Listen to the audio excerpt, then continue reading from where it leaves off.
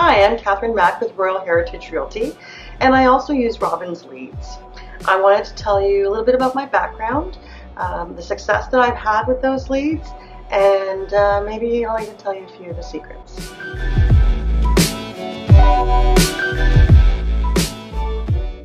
So if we go back about a year and a half, I was a brand new agent. And I had just entered into the market, got my license right after we had a big boom here in the Toronto GTA area. So my timing was not exactly phenomenal. I got in and nobody was selling anything. I was a single mom and one income, and I actually at the time I didn't have any income. So I really needed to figure out how to make some money and get into real estate in a way that I loved. I started the first few months by doing absolutely anything I could. If somebody wanted to run a sign somewhere, or they wanted somebody to do an open house, or they wanted somebody to pick up business cards, I would do absolutely anything to learn. So that was about 2 months in that I realized this is great. I'm getting a lot of really terrific experience, but I'm actually not making any money. So I wasn't getting anything off open houses. I was trying door knocking. That wasn't helping. My sphere of influence, well, the market had kind of just taken a big dump, so I really wasn't getting anything there at all. So I started looking online and looking through different Facebook groups and trying to find some way, some idea, some secret of how I can start selling houses. I happened across a post that somebody had made, and they were asking, where somebody bought their leads from, or where agents were buying their leads from. And there was one comment on there that said Robin Wilding. At this point, I'm looking to all sorts of different coaches and mentors. I'm calling people. I'm making appointments. I'm just trying, as I said, anything. But when I saw Robin's name, I thought, you know what, just another person I'm going to reach out to and see what their offering is. I did reach out to Robin and ended up with a great phone conversation with her. And we decided that I would just do a 1-month ad. I just wanted to see, I was trying everything, so I just wanted to see what her offering would do for me. The price was right for me. It wasn't thousands of dollars like some of the programs were. It was hundreds. And so I thought, you know what, I can do this. I have no choice. I need to start earning some money.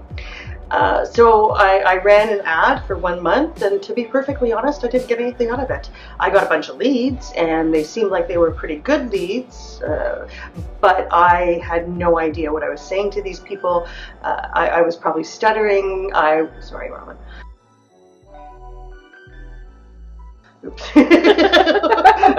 I was calling these people. I didn't know what I was saying. I didn't know anything about real estate, and the calls weren't going well. So, as a new agent, I knew I was the problem. That's probably actually what saved me with these leads, is that I actually knew I was the problem. I ended up signing up with Robin for one of her offerings that would run 1 or 2 ads every day through Facebook. And so I'd done the initial month. I liked what I was seeing. I wasn't getting any business, as I said, but I liked what I was seeing. So I went ahead and I signed up with her again, and this time on a month-to-month longer basis. So that was September 1, and by about the 6th or 10th of September, I actually had my first listing. Let me step back for a second. During the previous 5 weeks, knowing that I was the problem, every time I said something to a person on the phone, I analyzed how they were reacting.